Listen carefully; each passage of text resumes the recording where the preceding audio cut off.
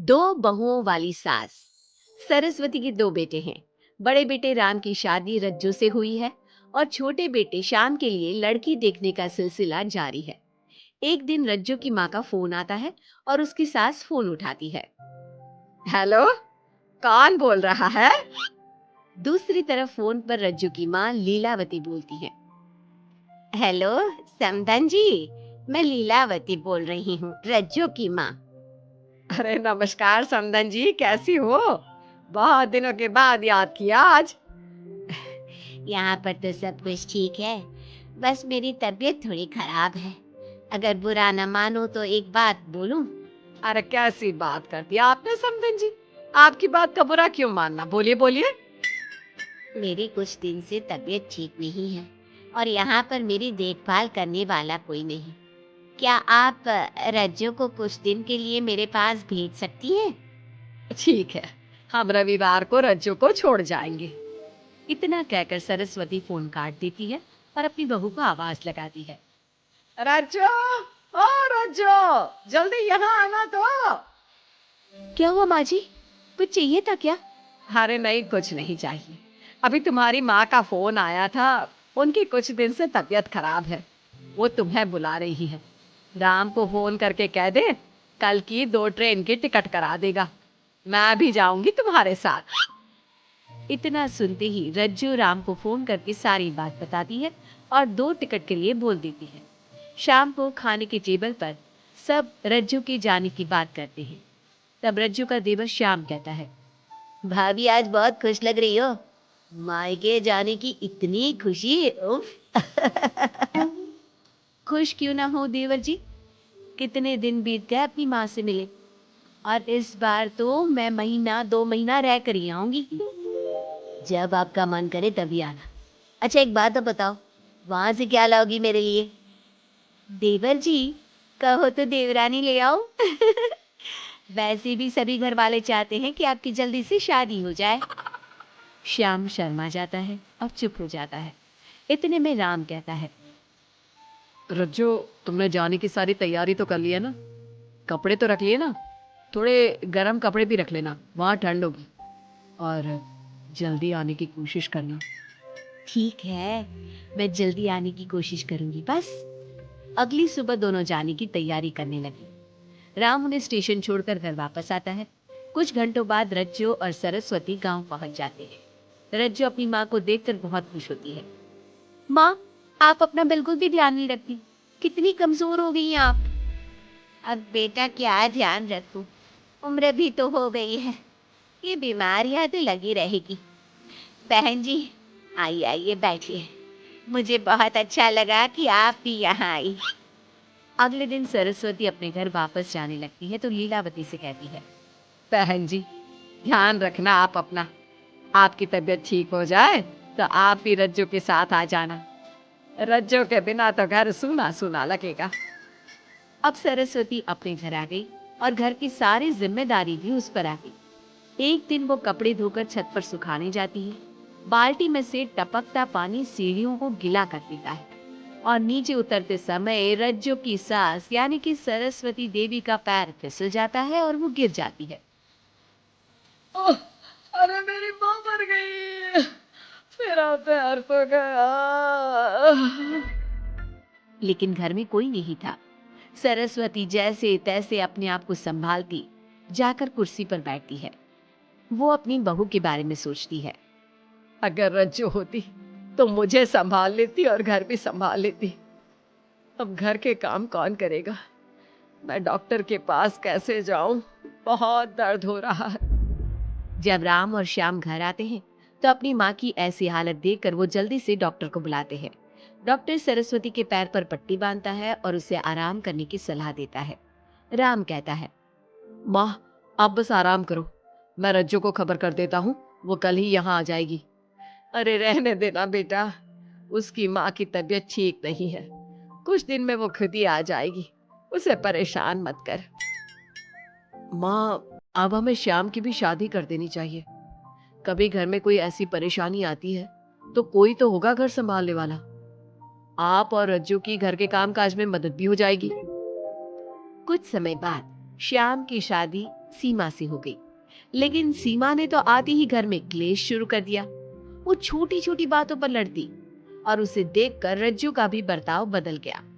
एक दिन सीमा सुबह उठने में लेट हो गई और रज्जू ने नाश्ता बना दिया। सभी अपने अपने काम पर चले गए। जैसे ही सीमा अपने कमरे से आई तो रज्जू ने कहा, तुम साफ सफाई कर लो, मैं कपड़े धोने जा रही हूँ, जल्दी काम हो जाएगा।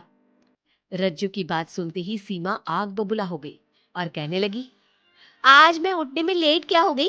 आप मुझ पर हुक्म चलाने लगी। मुझसे कोई इस तरह से बात करी है मुझे बिल्कुल भी पसंद नहीं है। अरे सीमा, ये किस तरह की बात कर रही हो तुम मुझसे? मैंने कोई हुक्म नहीं दिया तुम्हें। मैं तो बस काम को जल्दी खत्म करने की बात कर रही हूँ। उन दोनों की नोक झोंक सुनकर सरस्वती बाहर आ जाती है और दोनों को समझाती है। शाम को सब एक साथ खाना खाने लगे, लेकिन खाने के बाद जब सब अपने कमरे में चले जाते हैं और खाने की टेबल पर थाली यूं ही छोड़ देते हैं, सरस्वती को ये देखकर बहुत गुस्सा आता है।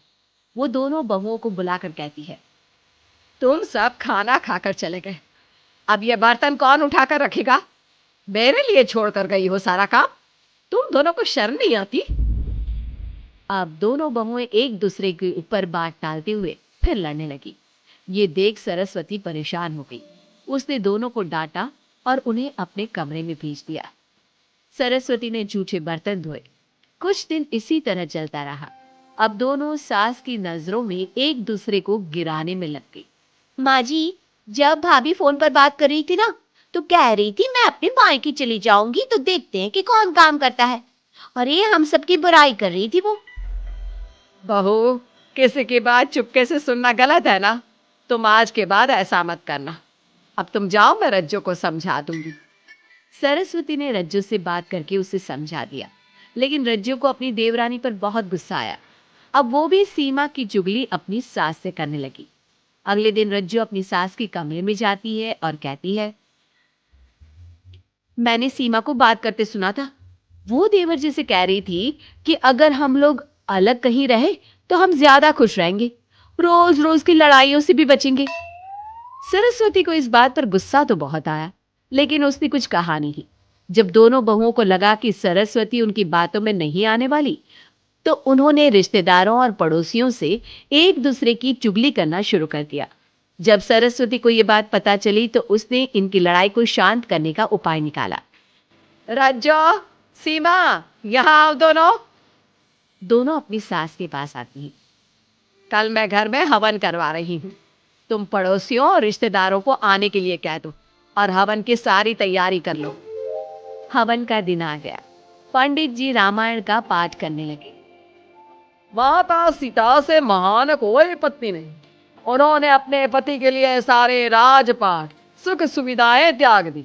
अगर कोई पत्नी अपने पति को परिवार से अलग होने को कहती है तो वो पाप की भागीदार होती है और बेटों को भी मां से अलग नहीं होना चाहिए। सीमा पंडित जी की बात बहुत ध्यान से सुन रही थी और उनकी हाँ में हाँ मिला रही थी। ऐसे ही रामायण का पाठ अंतिम सीमा पर आ गया, जिसमें विभीषण के बारे में बताया गया था। अगर विभीषण अपने भाई का भेद न देता तो रावण का विनाश नामुमकिन था। पूजा खत्म होते ही सीमा बोल पड़ी, तभी तो मैं कहती हूँ परिवार में आपसी प्रेम होना बहुत जरूरी है, लेकिन मेरी सुनता कौन है इस घर में? आपसी प्रेम की बात कौन कर रहा है, जिसने घर में आती ही लड़ाइयां शुरू करवा दी। दोनों में फिर से नोक झोंक शुरू हो गई। सरस्वती दोनों को चुप कराते हुए बोली, अरे चुप हो जाओ तुम दोनों, पड़ोसी क्या कहेंगे, सब सुन रहे हैं तुम्हारी बातें। तभी उनमें से एक पड़ोसन बोलती है, सरस्वती बहन, क्यों चुप करवा रही हो अपनी बहुओं को? हमें तो इनके बारे में सब कुछ पता है। ये दोनों हमारे घर आकर एक दूसरे की चुगली करती है। तुम्हारे घर की हर छोटी से छोटी चीज पता है हमें। आंटी जी, हमने अपना समझ के आपको कुछ बता दिया तो इसका मतलब ये नहीं कि आप सबके सामने हमारी सास से हमारी शिकायत करेंगी। आप तो सबसे बड़ी चुगलखोर हो। सीमा की बात सुनकर सभी पड़ोसन उन्हें बुरा भला कहने लगी। उनकी बातें सुनकर दोनों बहुएं सबके सामने बहुत शर्मिंदा हुई। जब सब उनके घर चले गए तो सरस्वती ने अपनी बहुओं से कहा, अब तुम दोनों को तो बहुत खुशी होगी कि सारे मोहल्ले की औरतें हमारे ही घर में खड़ी होकर हमें ही सुनाकर चली गई। हमें काफी साल हो गए यहाँ रहते हुए, लेकिन आज तक किसी में भी इतनी हिम्मत नहीं थी कि हमसे ऊंची आवाज में भी बोल पाए। लेकिन आज तुम दोनों की वजह से ये सब हमारी बुराई कर रहे हैं। तुम दोनों ने ये सब अच्छा नहीं किया। सीमा, तुम्हारे इस घर में आने से पहले हम सब बहुत प्यार से रहते थे, लेकिन ये सब लड़ाइयाँ तुम्हारे आने के बाद शुरू हुई है। आज के बाद तुमने घर में किसी से भी झगड़ा किया तो मैं तुम्हें तुम्हारे मायके छोड़ आऊंगा, समझी तुम? ये बात सुनकर सीमा रोने लगी और सबसे माफी मांगने लगी। पंडित जी भी ये सब देख रहे थे। उन्होंने सबको शांत करवाया। कृपया आप सभी शांत हो जाइए, गुस्से से तो बात और बिगड़ जाएगी।